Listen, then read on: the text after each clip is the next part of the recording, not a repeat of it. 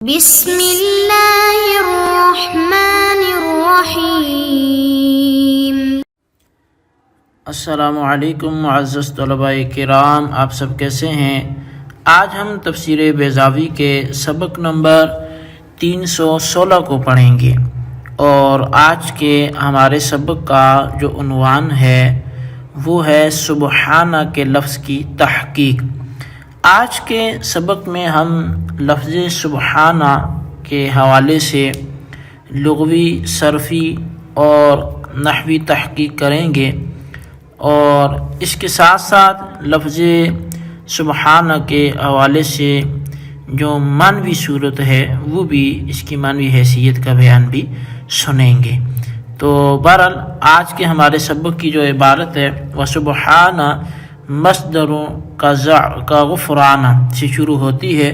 تو آئیے سب سے پہلے عبارت پڑھ کے اس کا ترجمہ کرتے ہیں، اس کے بعد اس کی وضاحت کی طرف بڑھتے ہیں۔ مصنف علیہ رحمہ لکھتے ہیں وَسُبْحَانَ مصدر کا غفرانہ، اور لفظ سبحان یہ مصدر ہے جیسا کہ غفران مصدر ہے۔ وَلَا يَكَادُ يُسْتَعْمَلُ إِلَّا مُضَافًا مَنْصُوبًا بِإِضْمَارِ فِعْلِهِ كَمَعَاذَ اللَّهِ، اور یہ استعمال نہیں کیا جاتا مگر مضاف منصوب بنا کر، اس طور پر کہ اس کا فعل ناصب مقدر ہوتا ہے جیسا کہ معاذ اللہ۔ وقد اجری علما للتسبیح بمعنى التنزیہ علی الشذوذ، اور لفظ سبحان کو شذوذ کی بنیاد پر تسبیح بمعنی تنزیہ کا علم ہو کر بھی استعمال کیا گیا ہے۔ فی قولہ سبحانہ من علقمۃ الفاخر، جیسا کہ شاعر کا یہ قول ہے کہ مجھے علقمہ جو شیخی مارنے والا ہے اس پر تعجب ہے۔ اور فرمایا کہ وتصدیر الکلام بہ اعتذار عن الاستفسار والجہل بحقیقت الحال، اور اس لفظ سبحانہ کا سے کلام کو شروع فرمانا یہ استفسار سے معذرت کرنا ہے اور حقیقت حال سے جاہل ہونے کی بات کرنا ہے۔ وَلِذَلِكَ جُعِلَ مِفْتَاحُ التَّوْبَةِ، یہی وجہ ہے کہ اس لفظ سبحانہ کو توبہ کی چابی بنایا گیا۔ فقال موسیٰ علیہ السلام، جیسے کہ حضرت موسیٰ علیہ السلام نے اللہ کے حضور عرض کیا سبحانک تبت الیک، تو پاک ہے میں تیری طرف رجوع لاتا ہوں۔ وقال یونس سبحانک انی کنت من الظالمین، اور حضرت یونس علیہ السلام نے عرض کی کہ تیرے لیے پاکی ہے، میں تو حد سے بڑھنے والوں میں سے ہو گیا۔ جی طلبہ کرام، یہ تھی ہمارے آج کے سبق کی عبارت اور اس کا ترجمہ۔ اب آئیے ہم اس کی وضاحت کی طرف بڑھتے ہیں۔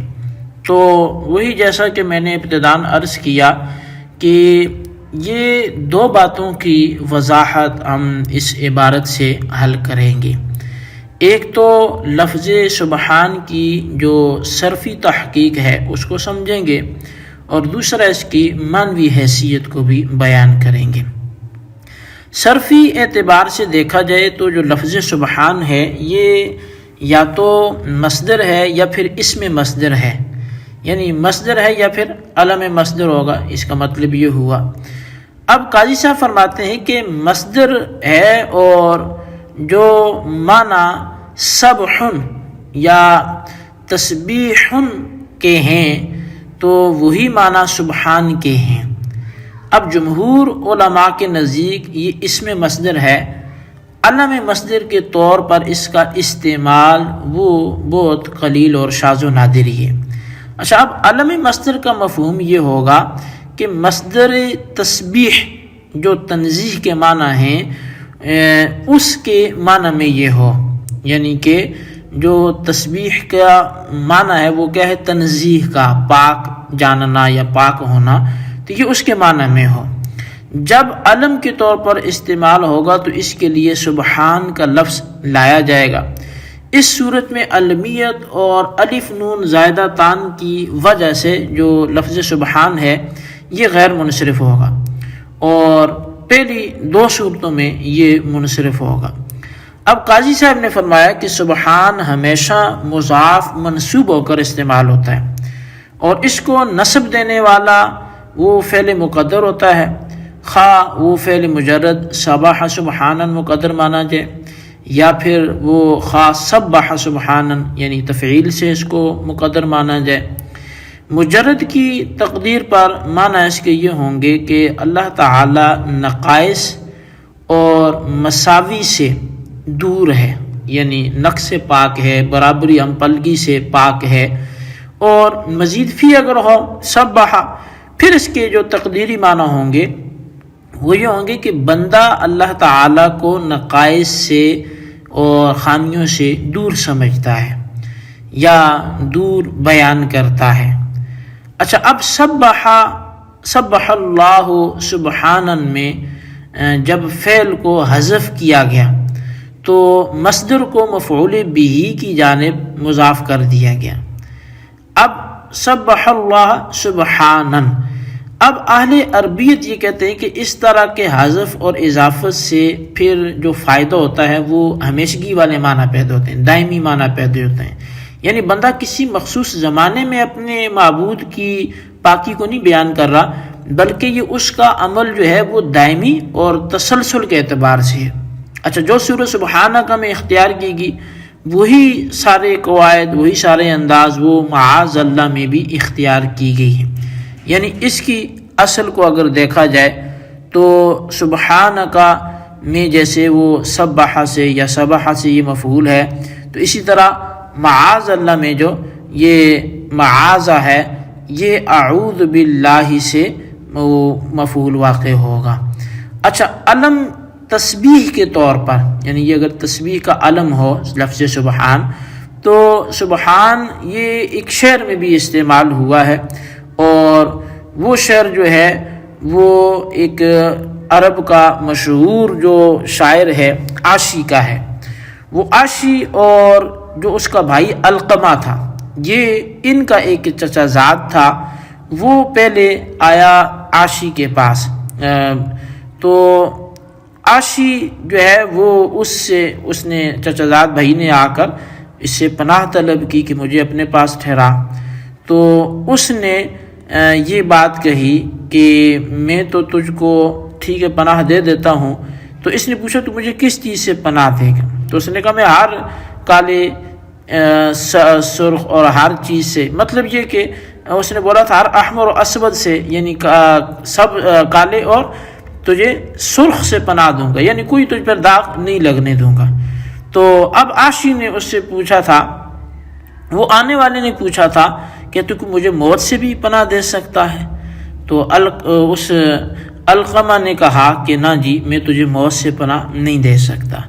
اچھا، اب چونکہ آنے والے نے علقمہ سے پوچھا تو اس نے کہا میں موت سے پناہ نہیں دے سکتا، تو اب یہ چلا گیا اس کے دوسرے بھائی کے پاس، اور دوسرے بھائی کے پاس گیا تو اس سے جا کر، دوسرے بھائی کا نام عامر تھا جو کہ اس علقمہ کا بھائی تھا، تو اس نے، یہ آنے والا عاشی تھا، اور جس کے پاس پہلے گیا وہ علقمہ تھا، اور جس کے پاس بعد میں گیا وہ عامر تھا، تو بلکہ وہ عامر کے پاس گیا اور اس سے اس نے پناہ طلب کی۔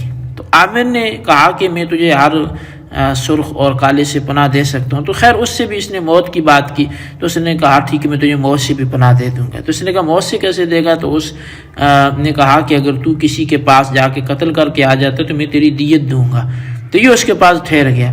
اب دوسرے بھائی نے جب سنا کہ یہ اس طرح سے وہ میرے بھائی کے پاس ٹھہر گیا ہے، تو اس نے پھر یہ شعر کہا تھا کہ سبحان من علقمۃ الفاخر، کہ اس فخر کرنے والے شیخی باز علقمہ پر مجھے تعجب ہے۔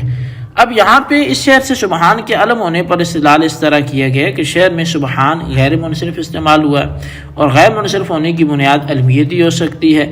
سبحان کے اوپر اس کے مصدر اور اسم مصدر اور علم مصدر ہونے کا کیا اثر پڑے گا. تو ان تینوں میں مابع الابتیاس کون سی چیز ہے، اس کو جو ہے وہ یہاں پر توالد کی وجہ سے زیادہ تفصیل میں نہیں جاتے، لیکن حاصل کلام یہ کہ اس شعر میں بھی اس کو علم کے طور پہ استعمال کیا گیا.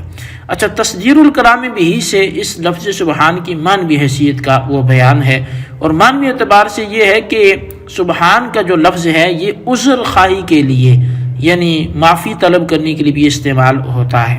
اب یہاں پر فرشتوں نے بھی اسی لیے استعمال کیا کہ ہم معذرت چاہتے ہیں کہ ہم نے یہ استفسار کیا.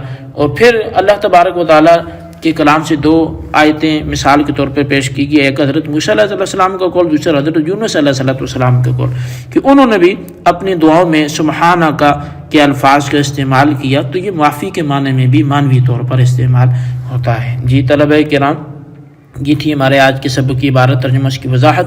اس کو آپ اچھی طرح سمجھیں، اس کے خلاصے کو اپنے رجسٹر پر لکھیں، بالخصوص ان سوالات کے جوابات بھی دیں.